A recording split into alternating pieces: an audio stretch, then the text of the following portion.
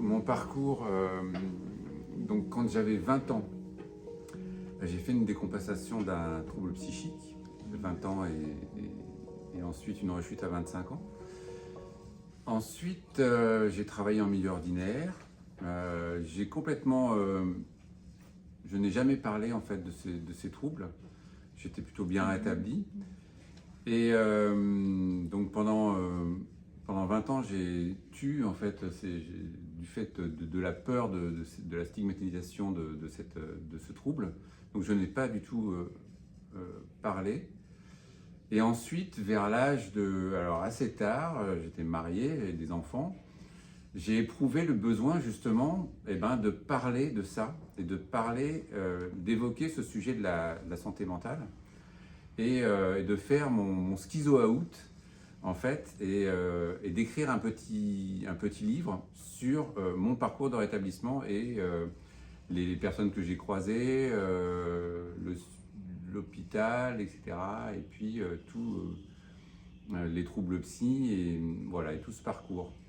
Et en fait, quand j'ai publié ce bouquin, j'ai eu des retours d'associations et surtout des associations d'aidants qui m'ont dit mais en fait, avec ce parcours, avec ton expérience, tu peux utiliser cette expérience pour venir en aide aux autres. D'ailleurs, il y a une personne qui me dit viens m'aider, viens aider mon fils.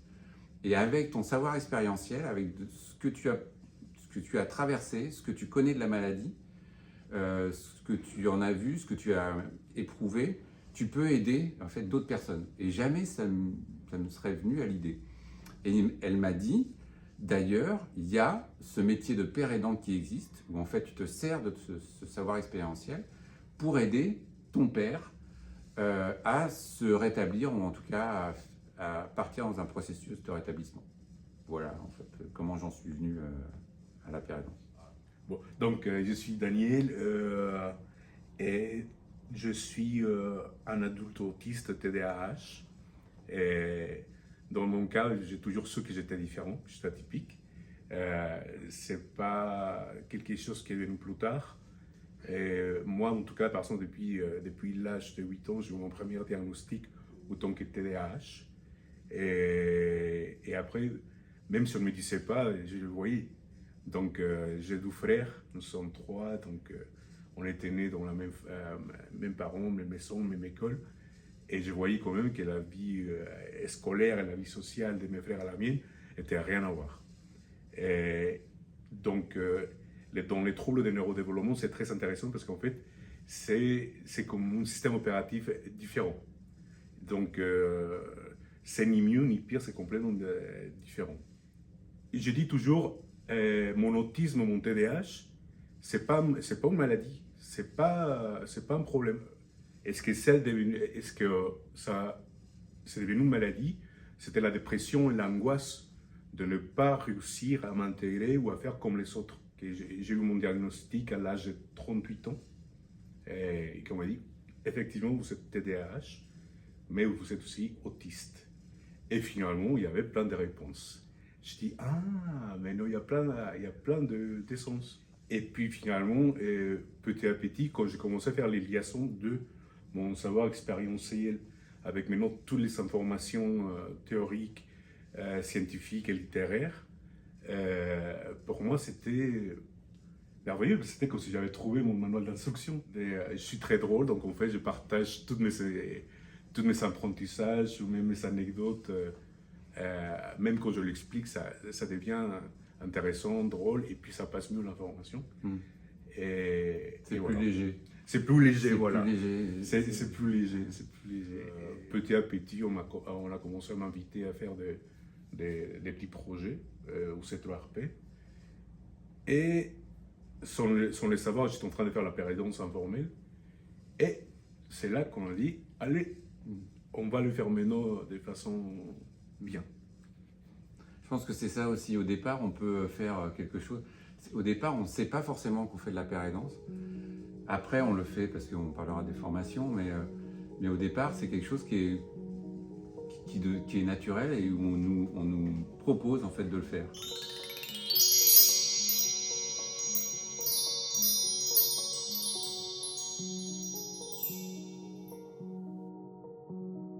C'est pas un médecin, c'est quelqu'un Qui est le même. rétablit. Oui, voilà. Qui est le même, c'est le père, etc. Et donc, il va y avoir quelque chose, un lien qui va se créer particulier, qui va être de père à père, de personne à personne, dans l'humain, en fait, beaucoup plus que quelque chose où, en fait, on nous dit, un médecin, il va dire, je sais ce que tu as, voilà comment il faut faire, là, le côté vertical, etc. Et le père, il va être vraiment dans la... je te dis ce que je ressens, est-ce que tu ressens la même chose? Et c'est comme ça qu'on va avancer. Ouais. Et après, justement, Donc ça, c'est les premiers, en fait, qui ont été observés. et justement, et je crois que la partie la plus importante quand on est en rétablissement ou réhabilitation, c'est d'avoir la volonté. Je pense, ouais. Après, d'autres exemples de père aidance dans l'histoire, c'est les alcooliques anonymes ou les narcotiques anonymes qui, par leur système de parrainage, Ouais. en fait, en disant, bah, moi, j'ai réussi à arrêter l'alcool ou la drogue, etc. Je te parraine en disant, avec mon expérience, tu peux venir autour d'un groupe de discussion, ce qu'on fait beaucoup, hein, où on va pouvoir échanger avec nos savoirs expérientiels, notre expertise, et puis sans jugement. Alors c'est ça qui est vachement important aussi, je trouve. Alors tu as dit l'optimisme, enfin, l'encouragement, ne jamais lâcher l'affaire, d'une manière très soutenante et puis très positive. Moi j'aime bien ce côté quand tu dis aussi l'humour Ouais. et la légèreté, parce que c'est pas parce qu'on fait des soins qu'on doit être obligatoirement dans quelque chose de rigide et de triste, parce qu'au contraire, on est dans le rétablissement, on est dans quelque chose pour, enfin, une entraide. Et du coup, cette entraide est là, il n'y a pas de jugement, il y a une collaboration, un échange, du savoir expérientiel. Le savoir expérientiel, tu vois, quand tu fais des groupes aussi, toi, et ce savoir expérientiel, nous, on l'amène parce qu'on est père aidant, c'est notre métier, mais en fait, on va le chercher chez les autres. Ouais. Et en tant que père aidant, d'initier le savoir expérientiel de l'autre pour faire des groupes et puis pour échanger autour des groupes, chacun en fait a des trucs et astuces pour arriver à se rétablir. Et on n'est pas les seules personnes, mais on va aller les chercher et leur dire, mais ça c'est super, Ouais. ça tu m'apportes quelque chose, moi je t'apporte quelque chose, mais toi tu m'apportes quelque chose. C'est ça aussi cet échange, Et ouais, cette richesse. ouais, c'est justement parce qu'en fait, on donne la valeur aussi Ouais. aux patients, en fait. Et c'est vraiment, c'est d'une façon très horizontale. Ouais. Donc oui, je te partage. Donc je me livre. Je peux me livrer au niveau d'expérience, des savoirs expérientiels, mais aussi des stratégies. Oui. Mais aussi, si vous avez quelque chose à nous apporter, c'est très intéressant. Surtout que les temps passent, il y a toujours des nouvelles informations, des nouvelles recherches. Et je pense que c'est vachement important. En fait, moi, je ne me sens pas d'avoir de posture de père aidant. Pour moi, c'est assez important de dire, à chaque fois, c'est dans le renouvellement, à chaque fois, la personne en face de moi, elle est très riche, elle va m'apporter quelque chose. Et je ne suis pas dans une posture où où je vais me reposer sur ce que je connais. C'est au contraire, à chaque fois, je vais apprendre de la personne qui est en face de moi et on va ensemble s'accompagner. S'accompagner.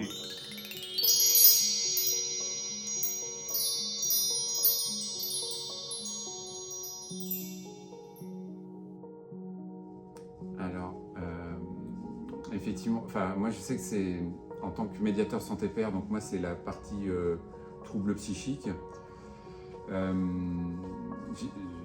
J'ai fait une licence et médiateur santé-père, et en fait, lors de l'arrivée du père aidant dans l'équipe, avant l'arrivée du père aidant dans l'équipe, il y a une formation qui est proposée aux équipes. C'est-à-dire que c'est pas si simple en fait d'accueillir et de donner de la place à un père aidant, mais le père aidant il a une place peut-être un petit peu à part, ou en tout cas de manière complémentaire en fait des soins. Et donc c'est important aussi de parler peut-être des hésitations, des peurs, parce que le père aidant c'est un patient. Le père aidant, patient ou ancien patient ou toujours patient, C'est-à-dire qu'il est toujours dans son processus de rétablissement, il a encore des soins, etc. Donc on peut avoir un petit peu une appréhension à travailler avec le père aidant en disant est-ce qu'il ne va pas tomber malade? Comment je dois lui parler? Voilà. Donc en fait, l'équipe doit être, je pense, il doit y avoir une formation mais qui est aussi très libre. C'est-à-dire que chacun doit dire ses craintes ou ce qu'il attend du père aidant et pour essayer de commencer à lui faire de la place. Et c'est pareil, le père aidant aussi, quand il arrive, il doit faire sa place, il a son savoir expérientiel, mais il doit apprendre aussi à faire son métier et il doit apprendre à avoir sa place dans l'équipe et d'être fort de proposition. Tout ça, c'est un processus. Donc je pense que c'est pas... alors il y a des équipes plus ou moins préparées ou plus ou moins accueillantes et peut-être qui peuvent proposer plus de choses. Et puis il y avait des équipes parfois où il faut discuter, des fois on peut dire aussi le père aidant c'est ça, le père aidant ce n'est pas ça. C'est important je pense de différencier, de dire et puis voilà, et après le père aidant il fait sa place dans l'équipe. C'est à lui aussi. Après, moi ce que je pourrais ajouter, Oui. en fait, cette partie-là, on l'appelle la sensibilisation. On fait la sensibilisation de l'arrivée d'un père aidant ou d'un médiateur santé dans un service. Mais il y a aussi il y a plein de cas différents. C'est un métier qui est assez récent, reconnu officiellement. Ouais. En fait, même si ça existe, les concepts depuis très longtemps, reconnu autant que métier, ça date il n'y a pas très longtemps. Et est-ce que je vais parler maintenant d'une autre façon d'intégration? Moi, dans mon cas, par exemple, et je le partage, et je me suis intégré dans l'équipe, dans une équipe dans laquelle je travaillais de façon bénévole déjà. Donc, j'avais passé 2 ans avant à travailler de façon bénévole dans la création d'un groupe d'éducation thérapeutique. Et j'ai fait des autres projets, donc on m'avait déjà invité à faire justement un témoignage sur le TDAH, des podcasts. Donc en fait, j'étais déjà un peu je connaissais l'équipe, je connaissais qui fait quoi. Et donc petit à petit, on commençait. Pour moi, c'était en fait, j'ai dit tout le temps, moi je suis tombé sur des roses. Pour moi, tout était bien, je suis parfait, j'aime tout le monde, je sais où aller et tout ça. Mais par contre, et ce qui est intéressant aussi à dire, c'est que pour les gens qui ne connaissent pas trop aussi pour la père aidance, en fait, et c'est là que des fois ça peut poser problème, quand les services ne connaissent pas trop ce qu'il va faire. Donc il faut préciser qu'on n'est pas des infirmières, on n'est pas des psychologues, on n'est pas de psychiatres, on n'est pas la police non plus pour voir qui fait quoi, si le travail est bien fait, s'ils sont bien pris. On n'est pas des avocats, rien. Et dans la père aidance, il y a différentes façons de faire la père aidance. Il y a des pères aidants qui, par exemple, ils ne se sont pas à l'aise à animer des groupes et qui sont plus à l'aise à faire le face-à-face. Il y a des ceux qui vont faire plutôt de la recherche, la père aidance, mais plutôt dans la recherche. Et en fait, les champs, elle est énorme. Oui, ça c'est important à dire, ça s'est vraiment développé ces dernières années. Juste pour revenir, moi je sais que les premiers pères aidants qui sont arrivés, qui ont fait la licence médiateur santé-père, ont été très mal reçus il y a plus de 10 ans. Ça a énormément changé. Moi quand je suis arrivé, c'était au contraire, me dire mais c'est super, c'est un super métier, ça a l'air chouette et tout. Qu'est-ce que tu nous proposes? Et moi c'était tôt parce que je ne savais pas justement ce que j'allais proposer. Parce que j'ai appris à faire mon métier en même temps que je le faisais, quoi. Ouais. Donc, mais c'était, voilà, en quelques années, en peu d'années, en 5-6 ans, même moins que ça, on a complètement renversé la tendance. Maintenant, c'est, je veux dire, tous les pôles, énormément en fait de services ont envie d'avoir un père aidant, de travailler avec un père aidant. On a vraiment inversé la tendance. C'est très intéressant. Hein. Et nous sommes en train de construire justement, à chaque fois, il y a des gens qui ont des capacités et des habilités différentes que les autres n'ont pas. Donc on commence à rajouter. Oui. Et ça, donc ça Et continue. là, je vois, ensemble, on fait la communauté de pratique. Au GHU, on est plus d'une dizaine de pères aidants. Et ensemble, on travaille et on échange sur nos pratiques. Donc ça devient, on est un petit groupe, un métier nouveau, mais en fait, on se structure. Et Tout quand à tu fait. disais aussi, on ne se rend pas compte de toutes les possibilités, enfin, on s'en rend compte nous maintenant, mais la recherche, comme tu disais, communiquer dans les médias, ça c'est important, c'est très important de communiquer. Moi, je pense de faire parler de notre métier. Euh, les médias, les entreprises qui sont intéressées aussi par exemple, les personnes qui ont un trouble psy ou peu importe, enfin, une décompensation, un arrêt maladie et qui reviennent ensuite, comment on en parle, enfin voilà, tout ça c'est vachement important. Les pères aidants peuvent être un soutien dans ces moments-là. Ça, travailler avec des case managers ou avec Ouais, des tout à chargés fait. d'insertion. Tout à fait. Et en fait, c'est intéressant de croiser les savoirs Tout à fait. parce qu'on est complémentaires. Et moi, je co-anime énormément des groupes d'éducation thérapeutique du patient et c'est très intéressant de travailler avec d'autres soignants parce on est complémentaires dans ces savoirs et c'est très riche, je pense. Ouais. Tu vois, on se sent, comme dit, on ne se sent pas jugé. Il n'y a pas de jugement. Et on n'a plus besoin de justifier notre existence, tu vois. Et c'est génial quand quelqu'un en face de toi, il parle, on ne dira pas la même langue, mais même pour les mêmes codes. Euh, moi, j'échange avec des autres pères, avec Stéphane, lui, c'était le premier père aidant avec lequel j'ai changé. Lui, il est très calme. C'est bien parce que ça avait... Moi, je suis toujours proche, lui. Donc, c'est très complémentaire. Et donc, voilà, c'est ça. Je crois que c'est ça. C'est parti, moi aussi. Et en fait, ça va plus vite, j'ai l'impression, tu sais. Parce qu'on se reconnaît assez rapidement. Donc, du coup, on est dans le vif du sujet.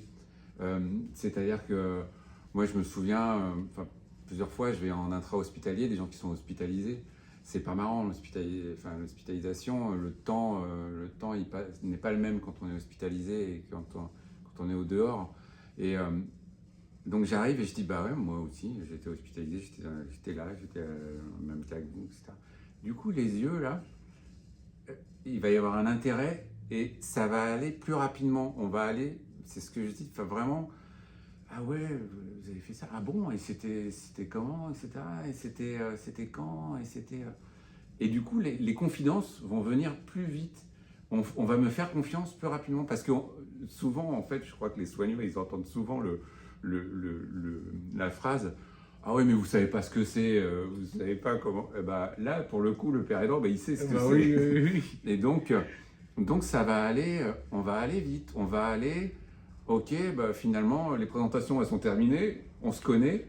Et puis, je vais pouvoir confier telle ou telle chose. Donc, en fait, c'est ça. Ça va être ça et ça va être...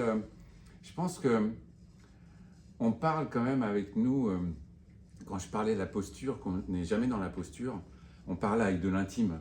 C'est nous, c'est quelque chose qui est parfois douloureux. En tout cas, c'est quelque chose qui est très intime.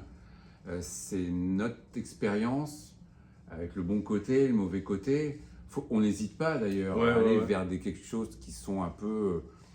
Donc, rien de tabou aussi. Ça, c'est quelque chose qui est vachement important. Moi, il n'y a rien de tabou. Ouais. Si je ne sais pas répondre, peut-être que je me renseigne, peut-être que j'en parlerai la prochaine fois, etc. Mais rien n'est tabou. Sexualité, je sais pas, la famille, etc. On peut parler de tout. Ouais, tout à fait. Et sans jugement, c'est ce que tu disais tout à l'heure. Et vraiment, on va le partager de manière très, très, très, très intime. Et c'est ça aussi qui fait que comme on partage les choses sans posture et sans quelque chose, sans filtre aussi. Ça, t'es sans filtre, moi je suis sans filtre aussi. On dédramatise, déstigmatise. Voilà, c'est ça aussi la stigmatisation. J'en ai parlé au début, mais on déstigmatise. Ça, c'est une grande partie. Il n'y a pas de honte, il n'y a pas de jugement. En fait, tout ça fait que, comme nous, c'est au plus profond. C'est ça qui va, voilà, peut-être être un petit peu différent. Après, ou apporter quelque chose. Ouais. Mais après, je veux répondre juste sur une chose. Père Aidance, il y a plein Ah de oui. façons. Parce que par exemple, nous, oui, il n'y a pas de problème. Nous, on est des livres ouverts. Donc, on partage tout. Mais par exemple, il peut y avoir des pères aidants qui ne sont pas très à l'aise à se livrer. Mais par contre, ils sont très doués à diriger, qui sont très doués à savoir qui fait quoi. Mais notre expérience professionnelle, enfin, le fait d'avoir travaillé avant aussi, ça aide aussi dans notre, enfin, ça fait partie de notre parcours. Donc chacun a des dispositions particulières et des habilités. Ouais. Tout à fait.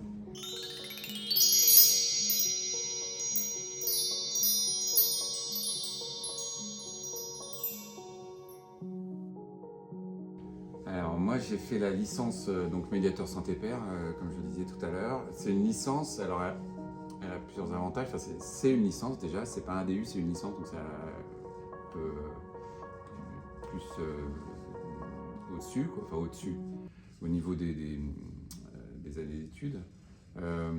Et ensuite, moi ce que j'aime beaucoup dans cette licence, c'est qu'elle évite la précarité parce qu'on arrive en même temps qu'on suit l'enseignement de la licence, on est en poste.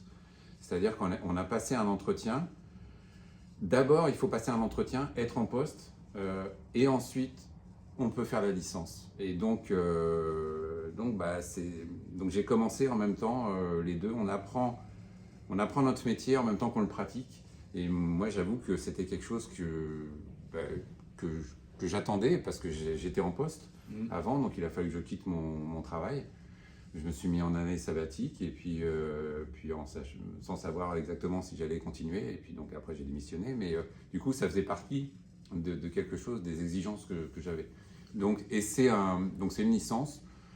C'est une licence sciences sanitaires et sociales. Donc il y a des cours qui sont communs avec la licence sciences sanitaires et sociales. Option médiateur santé père. Et c'est très riche. Il y a de la sociologie, il y a on apprend l'entretien motivationnel, l'éducation thérapeutique du patient, l'origine de la pérédance, du savoir expérientiel, énormément de choses. Et puis on rencontre nos pairs. Donc là, on est dans une promotion qui va être soudée à jamais. Enfin, c'est très important ça aussi. Et on retourne justement comme on est chacun dans notre pratique, on a les retours de la pratique de chacun et l'accueil et puis l'insertion dans son insertion professionnelle, enfin, l'insertion dans leur poste. Donc c'est très riche en tout cas cette licence. Pour moi, c'est ce que j'ai fait. Et sinon, il y a aussi des diplômes universitaires. Et c'est mon cas. Je suis en train de faire un diplôme universitaire au Vinati, au Lyon. Et le nom, c'est diplôme universitaire en père aidance, en santé mentale et troubles de neurodéveloppement. Mais sinon, on avait dit, il y a des autres. Il y a une dizaine de DU, je crois, en France. Il y a Grenoble, à Tours. Il y a une autre licence médiateur santé père à Bordeaux. Il y en a une à Paris, une à Bordeaux, et puis d'autres diplômes universitaires. Et quelle est la durée entre la licence et le DU? La licence, c'est 1 an. Pareil, les DU, ça. Faut avoir bac plus 2 pour intégrer la licence. Alors après, on peut faire une VAE aussi. On peut faire une valorisation des acquis professionnels, des acquis d'expérience. Et pour les DU, en fait, normalement, c'est juste les bacs. Et bon, Après, vraiment les formations explosent. Il y a de la pérédance bénévole, ce qu'on a dit aussi, la pérédance professionnelle. Il y a une vraie demande en fait de pères aidants. Il n'y a pas assez de pères aidants par rapport à toute la demande. Donc c'est bien, et puis voilà, enfin en tout cas, moi je conseille ce métier. Ouais, moi aussi. Donc partagez votre savoir expérientiel. On a besoin de vous.